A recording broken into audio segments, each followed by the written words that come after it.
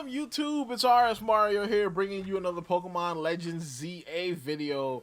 Alright, so, of course, there's not a great deal of news for Pokemon Legends ZA, but it looks like the GOAT, the previous GOAT of Pokemon leaks, has returned. You know what I'm saying? Coro Coro apparently is dropping some information on Pokemon Legends ZA. We also have some information about some other Nintendo stories.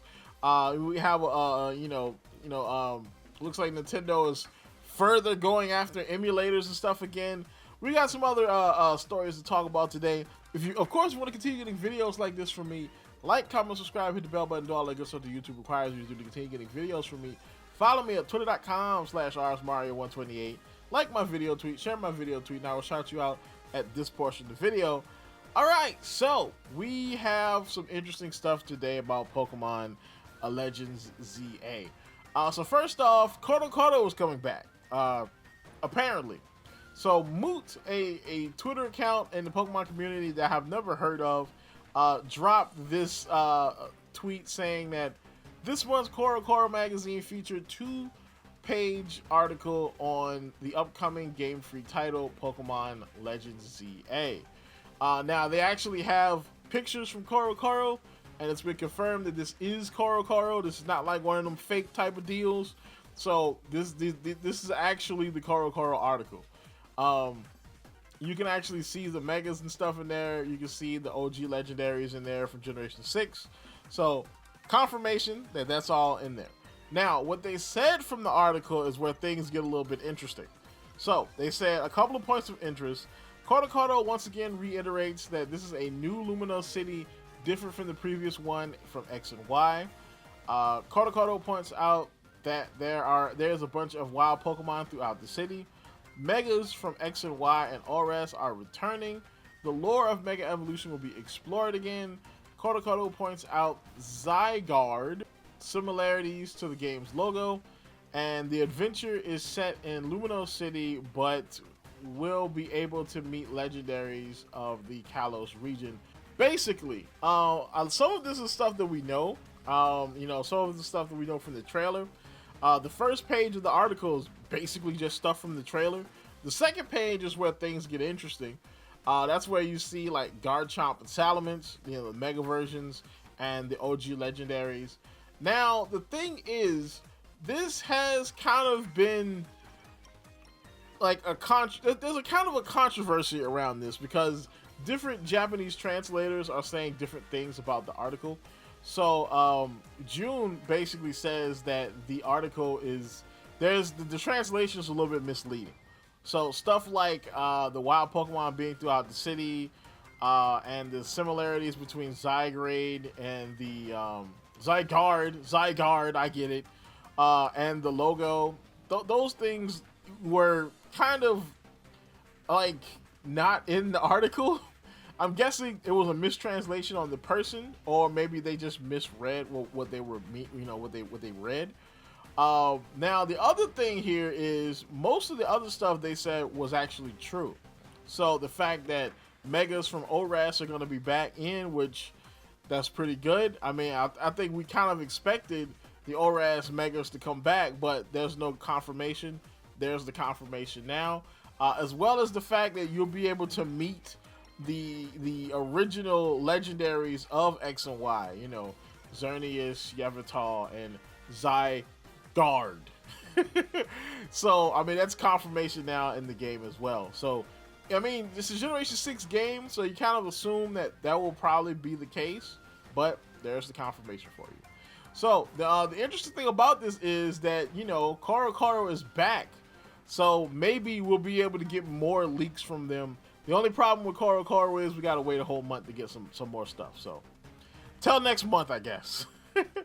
So the next story we have here is Nintendo 3DS and Wii services have now been shut down, according to Central Pokemon Leaks. And so yeah, this has happened. It was bound to happen eventually. Some people have been kind of mad about this. You have people from the game preservation community that are like, oh my gosh, we can't, how do we preserve these games? And this stuff is kind of wrong, and digital future is bad, which they are right in some ways. Personally, I think that this is bound to happen. I mean, these systems are older systems. I mean, you can't keep those servers running forever. Eventually, you do have to shut down those servers so that those resources can be used elsewhere. It just is what it is. Like, you can't expect Nintendo to keep a service going for like the 27 people still playing on that service. Like, it's just not feasible. You know, now I will say though, the game preservation thing is kind of right though. There are some games that you will never be able to play again because you know, they're exclusive to that Nintendo Online service. You know, specifically Fire Emblem Revelations, Fates Revelations, the third part of the Fates storyline. Now, if you don't remember Fire Emblem Fates, they tried to do the Pokemon thing, right? They tried to have multiple paths for one story, but all those paths were different games. You know what I'm saying? So you literally had, you know, Fire Emblem Japanese version, Fire Emblem evil European version, and then you had Fire Emblem Teal version, which was kind of in between.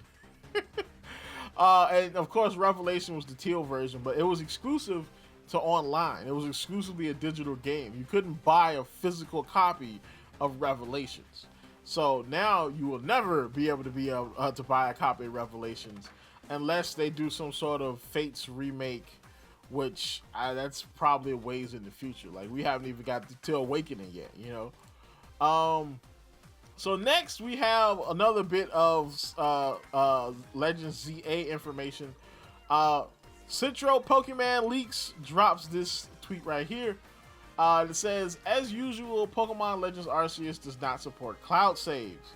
So it is this picture from, apparently, I think this is the Nintendo website, the official website for Legends ZA. So then Sam pipes up and says, I'm more concerned about the compatibility with Nintendo Switch. They need to move on to a more powerful system, which is true, by the way. And Centro says, just wait. So basically, yeah, I mean, we all know that Switch 2 is coming. A lot of people assumed that this game would probably be some sort of launch title for the Switch 2, which is still possible, but kind of in doubt. I mean, it comes out in 2025. Switch 2 is probably going to come out in 2025, so, you know, maybe it is. But not having cloud saves is kind of a standard now. And to be honest, I kind of like, you know, take up for Nintendo on a lot of things, but sometimes Nintendo is very just old school minded. Like, cloud saves is kind of basic at this point. Like, I don't use them because, I mean, I don't really have multiple Nintendo consoles where I need to move my save to. I just save it in the cloud if something ever happens and I have to get another copy or whatever. But, I mean, at this point, cloud saves is just kind of like a basic thing that they just need to do now for modern games. But it is what it is, though. Back to Central Pokemon Leaks, he drops another tweet. It says, looks like the story about Switch emulators isn't over yet. Now Discord has banned the developers of Tsuyu and Sudachi, two popular forks, along with their servers. Now, when he means two popular forks, he's basically meaning that these two emulators branched off from Yuzu, which we already know got BTFO'd and sued out of existence by Nintendo. They nuked them, man. That was crazy.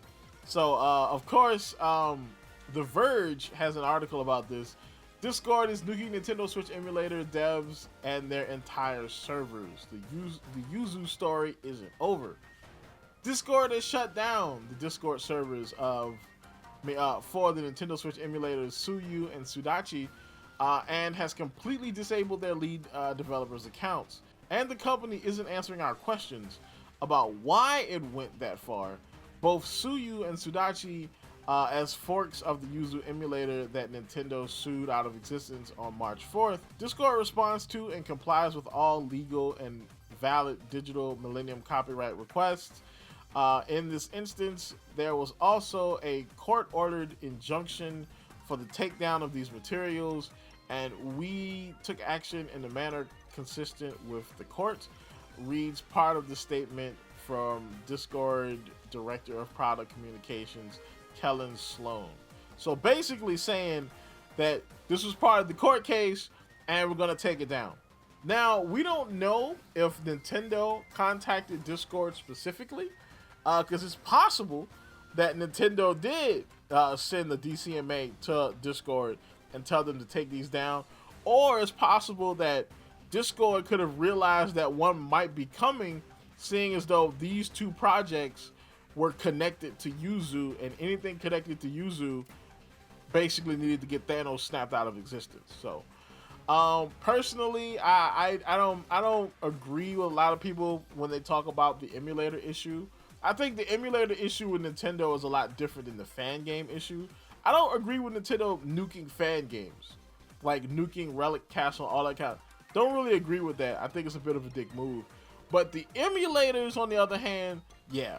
All right, most people using Switch emulators are not using them like Mutahar would use them, where it's like, oh, well, I'm dumping my games so I can play them on, you know, freaking Steam Deck or RG Ally or whatever. Like, most people, like 90% of people using Switch emulators aren't using it for that. They're using it to play games from the Switch for free. They're just using it for piracy. And sometimes piracy can be acceptable. But for the most part, you know, if you're pirating brand new games that are easily accessible, and you're not pirating some Super Nintendo game from 30 years ago that there's no legal way to play, yeah, you just steal it. That's all you're doing, bruh. All right, so we end off with Riddler Q. He basically drops a couple of tweets about Scarlet and Violet, of all things. So the first one is, during the development of Scarlet and Violet, the stats of Paradox Pokemon were changeable in battle according to weather and terrain of the field, but because of some bugs, they ended up being a held item, boost energy, for a substitution of presenting this feature. So basically, he's saying that originally the weather was supposed to dictate the stat changes and differences in the Paradox Pokemon, which kind of makes sense. You know what I'm saying? If like you've got like the past where the weather is like more primal and it's like bright sunshine, and then of course the future is usually, you know, more dark, dank, rainy or what have you. So I could definitely see them linking the Paradox forms, you know, the past ones to the sun and the future ones to the rain. Okay, I can see that. But that, I guess there were bugs caused by that. I can see neutralizing gas being a problem, since neutralizing gas kind of, you know, eliminates your ability. So I can see that kind of bugging out like the game even more. And the last thing Scarlet and Violet needed was more bugs at launch. So of course they changed this feature, just made it boost energy, which I guess it makes it easier for everybody.